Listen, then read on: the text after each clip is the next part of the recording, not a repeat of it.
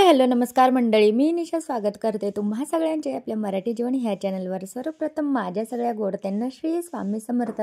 आणि आज आहे पारायणाचा म्हणजे शेवटचा दिवस आणि सांगताकारीची आहे, म्हणजे शेवटचा दिवस नाही आहे, दत्त जयंती झाली आहे आणि त्याच्या दुसऱ्या दिवशी सांगता करायची असते, म्हणून मग म्हणजे 16 तारखेला मी सांगता करत आहे।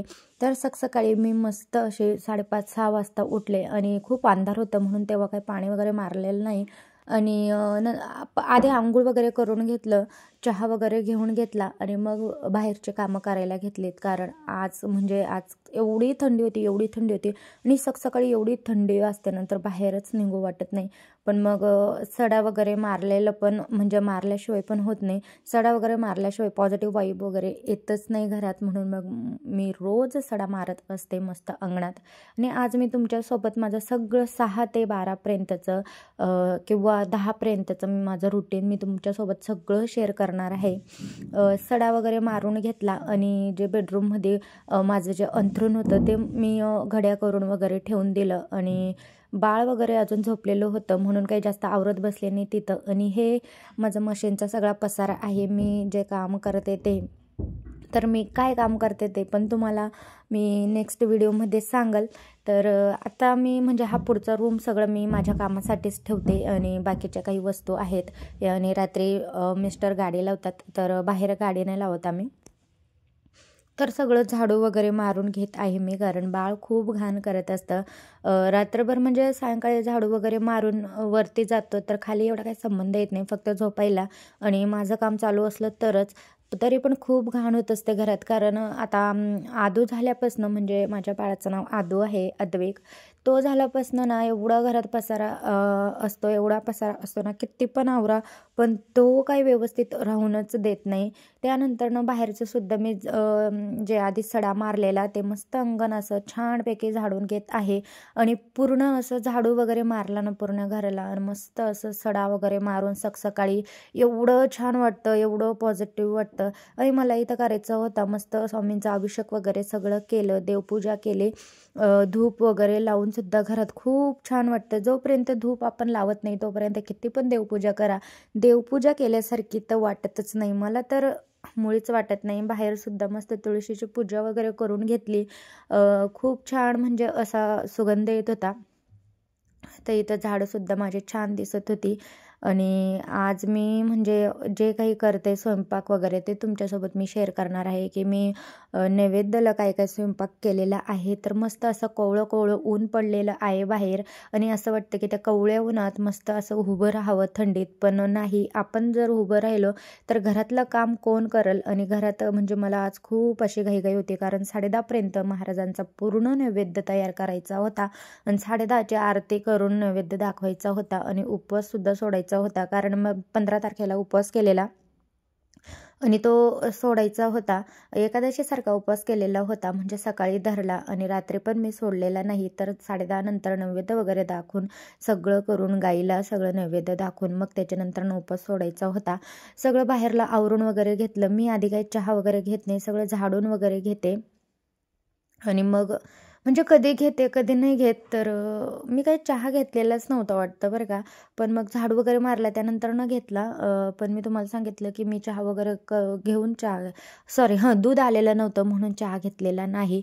तर म्हणलं एकचदा पिते तर मस्त दुधाचाच प्यावा, तर इथं मस्त दूध पण आलेलं होतं आणि सकाळी दुधाचा असा वाफळता चहा घ्यायला खूप छान वाटतं। आणि जास्त नाही, थोडाच घेते, अर्धा कप, कप पण छोटा आहे तो। तर चहा वगैरे पटकन घेऊन घेते म्हणलं, परत मग स्वयंपाक वगैरे करायचा होता। आणि बाळसुद्धा मध्ये गुडबुड करतं, कारण त्याला मम्मीसोबत खेळायचं असतं, मम्मीसोबत असं गप्पा करायच्या असतात, पण मग टाईम राहत नाही काही वेळेस आणि खूप अशी घाईघाई असते। मग त्याच्याकडे लक्ष द्यायला गेलं की कामं राहतात आणि कामांकडे लक्ष द्यायला गेली की बाळाकडे लक्ष राहतं। प्रत्येक स्त्रीचं असंच असतं की घरातली कामं, बाळ सांभाळून सगळं करणं खूप अवघड जातं. खूप म्हणजे दुसऱ्याला बघताना काही वाटत नाही, पण मग आपल्याला खूप अशी दमछाक होते आणि घरातली कामं करून बाळाला बघणं आणि जेव्हा काही बाळाला परत म्हणजे काही लागतं किंवा काही आपल्याकडनं राहून जातं, परत घरचे आपल्यालाच बोलायला रेडी असतात की तुझं बाळाकडं लक्ष नाही. पण आपण काय काय करणार आहे ना, की बाळाकडे लक्ष देणार का घरातले कामं बघणार, तर सुद्धा आपलं म्हणजे खूप कामं असतात, ते आपण एक्सप्लेन नाही करू शकत, सांगू नाही शकत. पण ते घरच्यांनी समजलं पाहिजे. खास करून जो आपला नवरा असतो ना, त्यांनी समजलं पाहिजे की सगळं नाही मॅनेज होऊ शकत आणि तरी पण मग आपल्यावर असा आरोप लागतो की तुझं पोराकडं लक्ष नाही, काही नाही. आपलं स्वतःचं तर आपण काही करतच नाही, ते तर सोडा. करायला गेलं तर मग असं म्हणतात की तुला तुझं पडलंय, तुला पोराची काळजी नाही, काही नाही. का बरं स्वतःसाठी जगणं किंवा स्वतःसाठी करणं काही म्हणजे वाईट आहे का? जेव्हा मग आपण काही करत नाही तो पण प्रॉब्लेम असतो, काही करायला लागलो ते पण प्रॉब्लेम असतो, म्हणजे सगळ्या गोष्टींचा प्रॉब्लेम असतो. एका स्त्रीने कसं वागायचं ते खरंच कळत नाही आणि काही गोष्टी खूप गोष्टी अशा मन मारून जगाव्या लागतात. नेहमी लग्नाच्या आधी आईबापाच्या मर्जीने जगा किंवा समाजाच्या मर्जीने जगा आणि त्याच्यानंतर लग्न झाल्यानंतरनं घरातले लोक, नवरा त्यांच्या मर्जीने जगा. म्हणजे स्वतःचे विचार, स्वतःला काय करायचं आहे ते कधीच विचार करीत नाही. फक्त दुसरे जे सांगतील ते करायचं. लग्न पण झालं तरी जे आधीच्या ती इच्छा, आकांक्षा घेऊन येत असते ते काहीच पूर्ण होत नाही किंवा तिला वाटतं की हे करायचं, ते करायचं. स्वतःसाठी आपण पण जगायचं, ते काहीही होत नाही.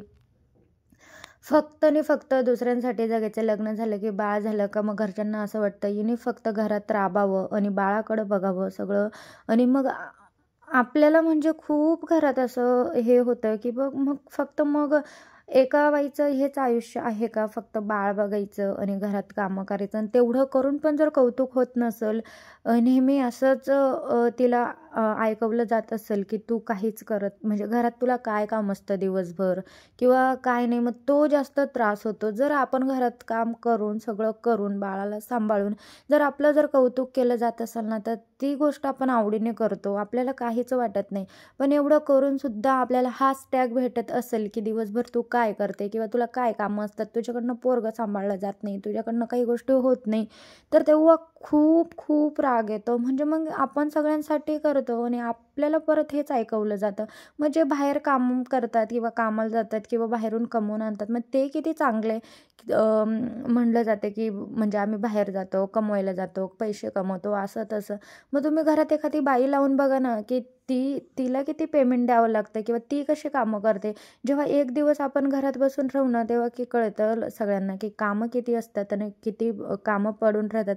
परत तेव्हा बी म्हणायला लगेच रेडी असतात की कामं करीत नाही, काही नाही, काही नाही, काही नाही. खूप म्हणजे एका बाईचं आयुष्य मी तर म्हणते पुढच्या जन्मी म्हणजे कोणता पण जन्म देवाने दिला तरी चालेल, पण एका स्त्रीचा जन्म खरंच द्यायला नको मला तर. तर असं ते मी पारायण केलेलं होतं स्वामी महाराजांचं, आई दत्त गुरूंचं. तर त्याच्यासाठी पूर्ण स्वयंपाक चाललेला आहे. पूर्ण 1च तासात मी स्वयंपाक केलेला आहे. डाळ, भात, घेवड्याची भाजी आवडते महाराजांना, तर घेवड्याची भाजी केली, मस्त असा भात केला, बटाट्याची चटणी, असं खूप छान असा स्वयंपाक केलेला आणि आज माझा मूड खूप छान होता. पण हे मनातलं जे होतं म्हणजे मला असं वाटतं सगळ्या स्त्रियांबद्दल पण वाटतं आणि माझ्या स्वतःबद्दल सुद्धा वाटतं की हे असं असतं आयुष्य. बऱ्याच म्हणजे ठराविक अशा स्त्रिया आहे की ज्यांना मनासारखं तर जगायला आज भेटतं. आहे पारायणाची सांगता म्हणून शेवटचा दिवस मी आणि मनात होतं म्हणून ते थोडं बोलले. स्वयंपाक माझा पूर्णपणे झालेला आहे. आता मी तळण काढून घेत आहे आणि नैवेद्य म्हणजे पोळ्या करायच्या बाकी आहे माझे फक्त, आणि बाकीचं सगळं झालेलं आहे. 2 प्रकारच्या भाज्या बनवल्या, डाळ बनवली, भात, मस्त भजे, कुरडई वगैरे मस्त, बीन्स म्हणजे त्याला घेवडा म्हणतात, ती भाजी सुद्धा बनवलेली आहे कारण महाराजांना ती भाजी खूप आवडायची. ती भाजी बनवलेली आहे. असं पूर्ण स्वयंपाक मी 1च तासात रेडी केलेला आहे. आता फक्त नैवेद्य करायचं आणि 10:30ची आरती करायची आणि महाराजांना नैवेद्य अर्पण करायचं. तर चला, आजचा दिवस खूप असा छान आहे आणि मी खूप हॅप्पीसुद्धा आहे, कारण माझं पारायण निर्विघ्नपणे खूप छान पद्धतीने पार पडलेलं आहे. तशी मी विनंतीच केलेली होती, कारण मागच्या वेळेस मी स्वामी समर्थ चं जे गुरुचरित्रचं मी पारायण केलेलं त्याच्यात खंड पडला होता, तर मला खूप असं वाईट वाटलं होतं. तर ह्यावेळेस मी असं सांगितलेलं की काही पण होऊ देत, पण माझ्या पारायणमध्ये काही अडचण नको यायला, म्हणून खूप छानपैकी पारायण झालेलं आहे. तर चला, मी आता थोडी घाई आहे, नंतर बोलते, तर व्हिडिओ कंटिन्यू करा. मस्त इथं भजेसुद्धा काढून घेतलेले आहेत. जास्त काही काढलेलं नाही एवढेच, कारण मग ते थोड्या वेळात गार पडले तर खाऊ वाटत नाही, आणि ते नैवेद्याला केलेलं मग ते खावंच लागतं. बाळाला वाटतं फिरायला गेलेलं, स्वयंपाक होईपर्यंत बाहेर त्याला पाठवते, नाहीतर अजिबात काय करून देत नाही. स्वयंपाक करून दिला नसता त्याने. आता झालंय सगळं, नैवेद्य मस्त वाढून घेते. 4 नैवेद्य करायचे, एक कुलदेवीला, एक स्वामी महाराजांना, एक दत्त महाराजांना आणि एक गुरुचरित्र पोथी, म्हणजे आपला ग्रंथ जो असतो त्या, आणि 2 एक गाईला, एक कुत्र्याला. पण आपण मग गाय असले तर ठीक आहे, पण मग आपण बाजूला काढू शकतो आणि जेवण करू शकतो.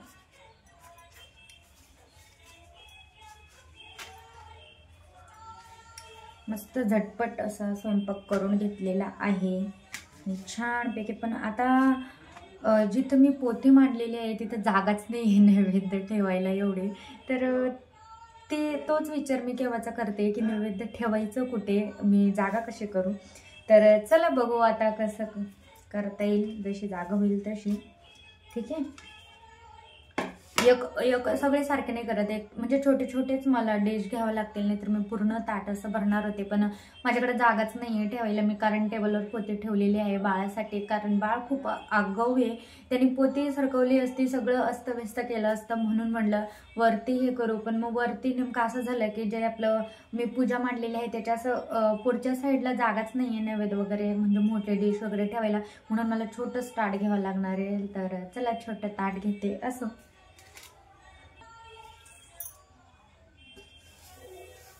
काही मोठे डिश आहे, काही छोटे. तुम्हाला आहे ना, हा माझा जो ट्रायपॉड आहे तो असा पूर्ण खाली नाही होत, म्हणून दिसत नसेल.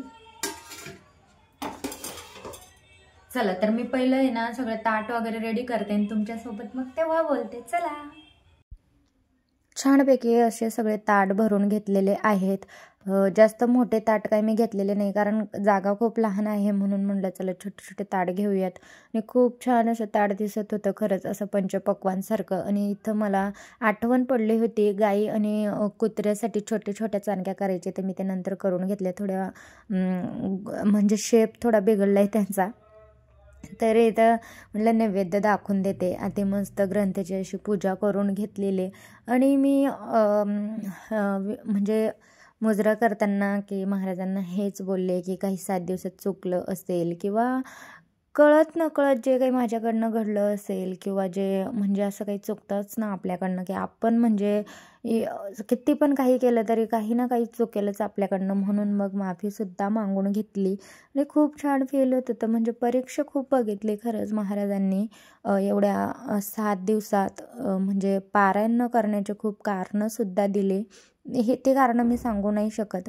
पण मग मी एक जिद्द ठेवलेली की काही असू देत, पण मी पूर्णच करणार, त्यात मी पूर्णच केलं. तर खूप परीक्षा बघितली खरंच माझी महाराजांनी, पण मग ते पूर्ण करूनच घेतलं माझ्याकडनं. इथं आरती करायची होती म्हणलं, म्हणून मग आधी भूपाळी वाचून घेते. म्हणलं आरतीच्या आधी भूपाळी वाचावी लागते, मग ते आधी वाचून घेते, त्यानंतरनं आरती करते. नाहीतर मग अर्धवट करून काय उपयोग ना, म्हणून मग पूर्णपणे जे केलं ते मनापासून करायचं, असं माझं म्हणणं आहे. आणि असं मला वाटतं. तर दिवा खूप मोठा मी ठेवलेला, कारण छोटा दिवा असतो तो परत परत म्हणजे आपलं लक्ष राहत नाही कधी कधी दिवसभर. आता दिवसभर मी घरी राहत नाही, मी क्लास लावलेला आहे, म्हणून मग विजतो आणि कोणाचं लक्ष असतं नसतं, म्हणून मग हा एकदा सकाळी भरला तर दिवसभर चालतो, आणि परत रात्री एकदा भरला की मग रात्रभर चालतो. त्यानंतरनं मस्त आरती केली, पाया पडले, आणि त्यानंतरनं नैवेद्य वगैरे दाखवून छानपैकी असे सांगता केली. तर चला, व्हिडिओ कसा आवडला ते कमेंट करून नक्की सांगा. व्हिडिओ आवडला असेल तर व्हिडिओला नक्की लाईक करा आणि व्हिडिओ